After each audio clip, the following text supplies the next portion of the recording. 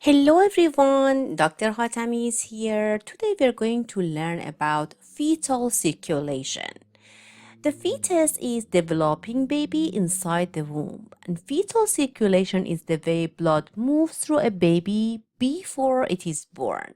This unique system allows the baby to receive oxygen and nutrients essential for growth and development while inside the womb. Before getting started, I'm going to ask you a question. How do babies breathe in the womb? Or how do get oxygen when there is no oxygen inside their uterus? In fact, the fetuses require oxygen for growth, right? But since their lungs are not exposed to the air, they cannot breathe on their own. Instead, they rely on their mothers to provide the required oxygen. Babies do not exactly breathe in the womb, at least not by inhaling air. Instead, oxygen travels through the mother's lung, heart, blood vessel, uterus, and placenta, and finally making its way through the umbilical cord into the fetus.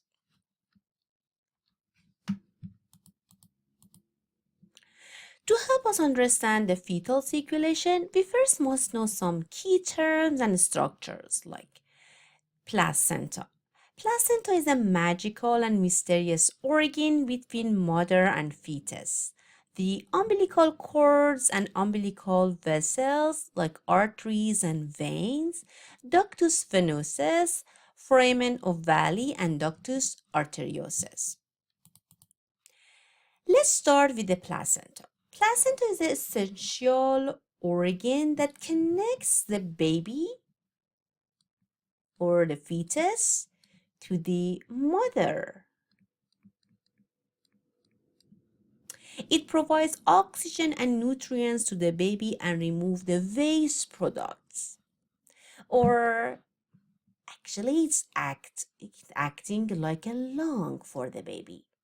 And also, the placenta has some other important functions, like it acts like a digestive system as it sends the nutrients from the mother to the baby, or acts like a kidney as it's going to remove the waste products from the baby's body to the placenta.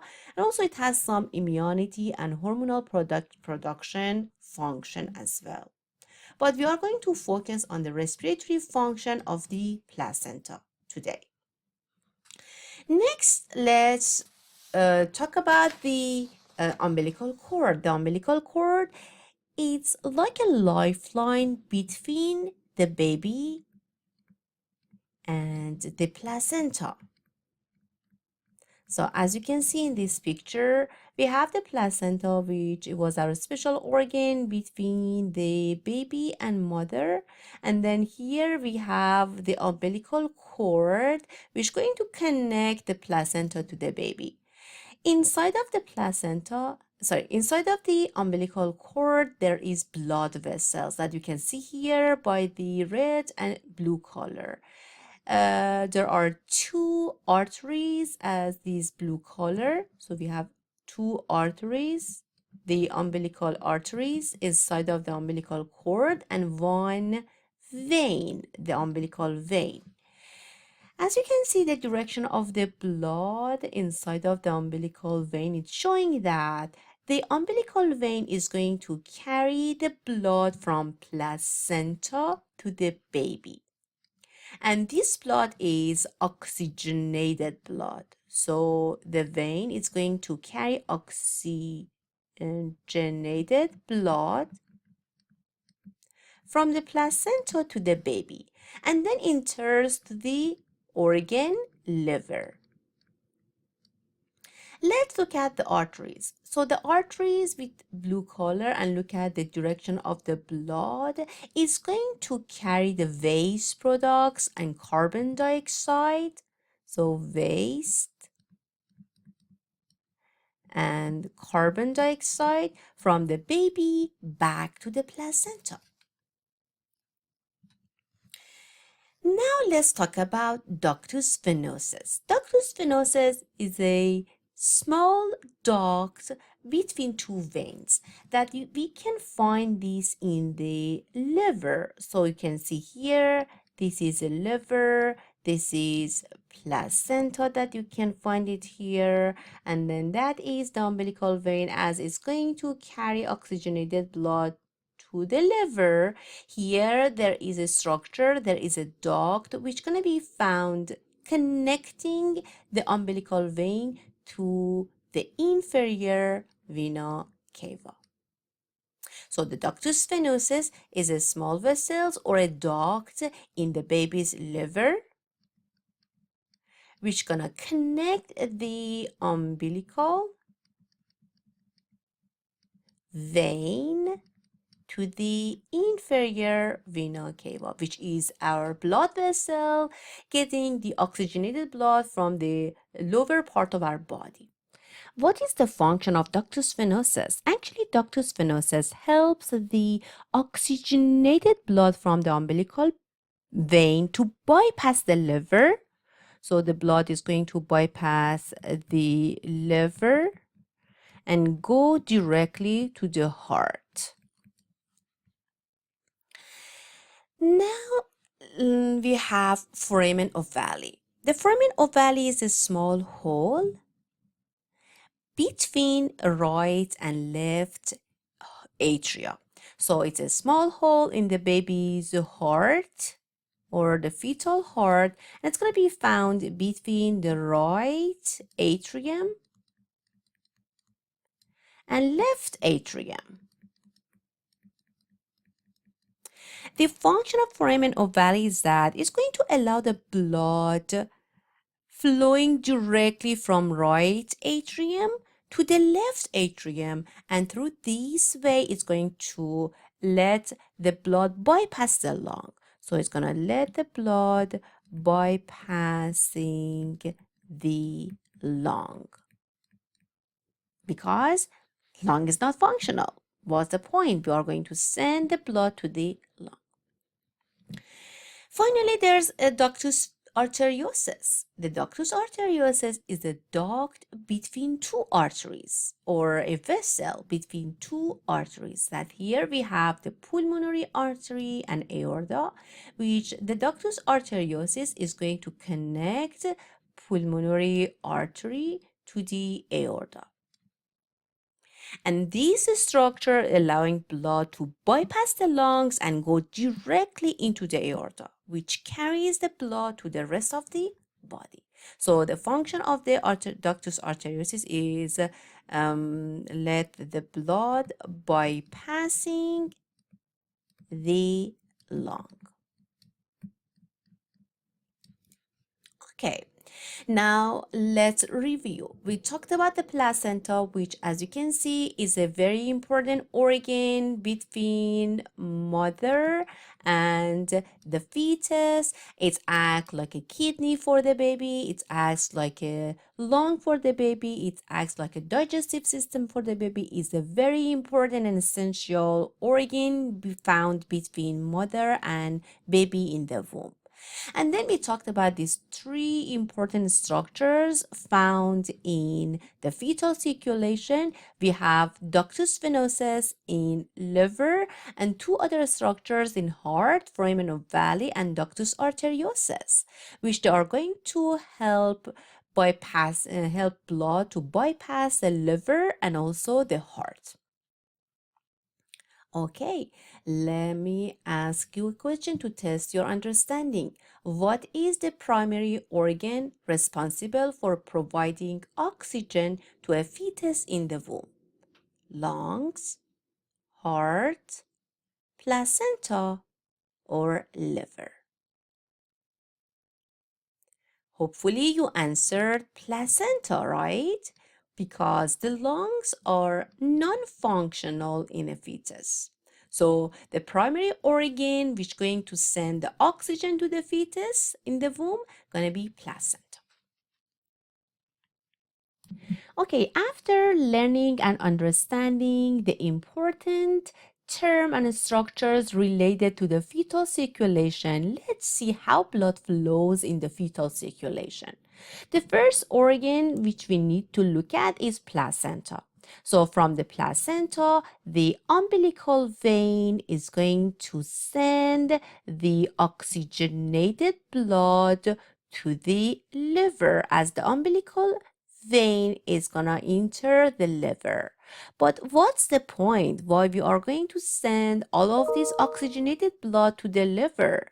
Okay, now it's time for ductus venosus comes to play. So ductus venosus is going to connect the umbilical vein to the inferior vena cava, and then it's going to bypass the blood passing to the liver by sending them to the inferior vena cava. So in this way, just some blood is going to enter the liver, but majority of the blood is going to be entered to the inferior vena cava.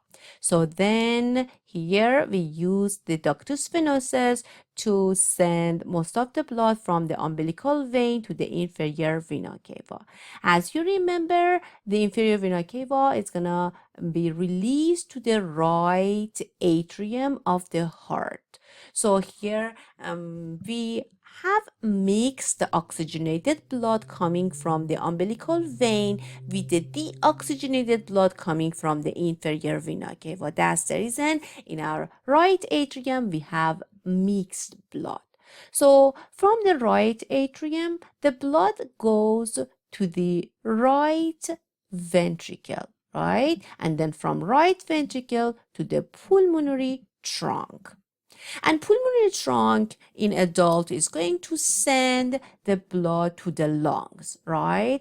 But why are we going to send the blood to the lungs? Because we know the fetus blood lung is not functional. So let's divert the blood to the aorta. So here we have ductus arteriosus which comes to play. Ductus arteriosus is going to connect the pulmonary trunk to the aorta. So in this way, we are going to send some of the blood to the lungs, but majority of the blood is going to the aorta, which the aorta is going to send the oxygen and nutrients to all part of the fetus body. But then do not forget we have another important structure which it was foramen ovale. The foramen ovale is a hole between the right atrium and left atrium. So it's going to allow the blood enters the left atrium from the right atrium, and let's follow this. So after the blood and enters to the left atrium, it goes to the left ventricle, and then from the left ventricle to the aorta, and then the aorta is going to send all the blood to the body. Okay, so I actually recommend you to draw a diagram for yourself to fully understand. So you need to practice. Let's practice one more time. Just remember the placenta, which it was the important organ between mother and baby in the womb, which is going to send the oxygenated blood to the our fetus. So the blood vessel coming from the placenta is umbilical vein. The umbilical vein is a blood vessel which carrying oxygenated blood. The umbilical vein is going toward the liver, but we know that there is no point to send all the oxygenated blood to the liver, so then we are going to divert the blood to the ductus venosus. So we have this important structure, ductus venosus, which is going to send most of the blood from the umbilical vein to the inferior vena cava. And inferior vena cava along the superior vena cava is going to send the blood to the right atrium. So from right atrium to the right ventricle and to the pulmonary artery. But as you remember, the pulmonary artery is going to send the blood to the lungs, but the lungs are not functional, so we are going to send some of the blood to the lung, but most of the blood through the ductus arteriosus is gonna be sent to the aorta. So then from the aorta to all part of the body. But then let's look at this side, because we learned about the foramen ovale, which is going to connect the right atrium to the left atrium. So in this way, the blood from the right atrium can directly go to the left atrium, and from the left atrium to the left ventricle, and finally to the aorta and all parts of the body. Okay. And then, but as the placenta is no longer needed after birth, so there are some changes happening after birth. The first thing that the lung is going to take over, like providing the oxygen to the circulation, and then the foramen ovale gonna be closed, and then instead of the foramen ovale, we are going to see a little like depression in the interatrial septum, which we call this as fossa ovalis, and then the ductus arteriosus also closes and becomes the ligamentum arteriosum. Ductus venosus also closes slowly during the first week of infancy and degenerates to become ligamentum venosum. Okay, we learned some differences between fetal circulation and adult circulation. So as you can see, in adult circulation, the lungs is going to receive deoxygenated blood from right side of the heart, and then it's going to send oxygenated blood to the left side of the heart, and from the left side of the heart to the whole body, and then upper body and lower body, and from the vein is going to send the oxygenated blood or the blood full of carbon dioxide through the veins to the right atrium. But what about the fetus? So here there is no lung. Actually there are lungs, but their lungs are not functional to refresh the blood. So the lungs cannot do the exchanges of respiratory gases, right? So then we have some structures which they're gonna bypass the blood to the lungs. We have ductus arteriosus and also foramen ovale in the lung. And then, as you remember, the placenta is a special organ which is going to send the oxygenated blood to the body and also receive deoxygenated blood from the body. Now it's time to ask you a question to test your understanding. Which fetal shunt allows blood to bypass the lungs by connecting the pulmonary artery to the aorta? Hopefully you answered ductus arteriosus, right? Because ductus arteriosus is a duct which is going to connect two arteries together, pulmonary artery and aorta. But remember, the foramen ovale shunt is going to bypass, it's going to allow the blood to bypass the lungs, but it's going to be found between right atrium and left atrium. And also ductus venosus is another fetal shunt which is going to allow blood to bypass the liver, but it's going to be found between two veins, the inferior vena cava and the umbilical vein. Next question. What is the primary function of the umbilical vein?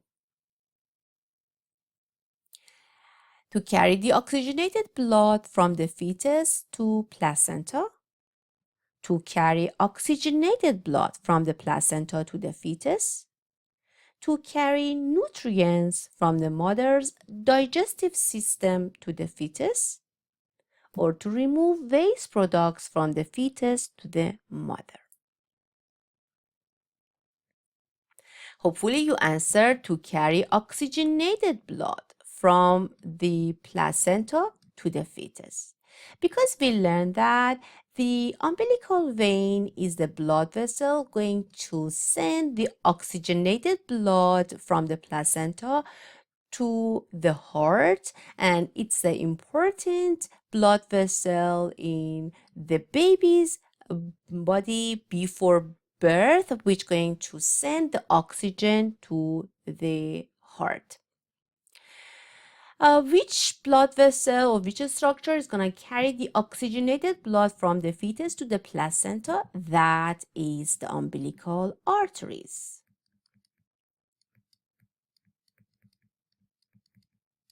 Good job.